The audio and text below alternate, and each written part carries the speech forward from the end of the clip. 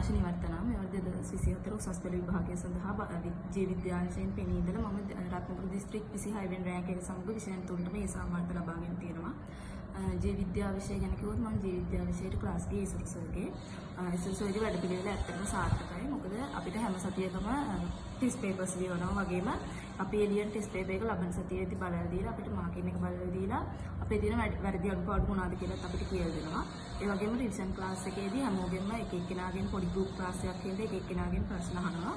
ඒවත් අපිට ගොඩක් ධාරණය කරගන්න ඕන කෙටි ක්‍රම එහෙමත් කියලා දෙනවා. ඒ වගේම මේ පේපර්ස් වල ක්වොලිටි එකත් අතරම හොඳයි. මොකද A level පේපර් එකට සමාන වශයෙන් තමයි ඒ පේපර් එකත් හදලා තියෙන්නේ. මුල් රැංක් අතර ඉන්න තමයි සර් හැමතිස්සෙම අපිට කියලා දුන්නේ. ඉතින් ඒ සර්ගේ වැඩපිළිවෙල අත්‍තරම සාර්ථකයි. ඒ වගේම තව ඉස්සරහටත් සර්ට මේ වගේ වැඩපිළිවෙලක් කරගෙන යන්න ශක්තිය ලැබෙන්න කියලා මම ප්‍රාර්ථනා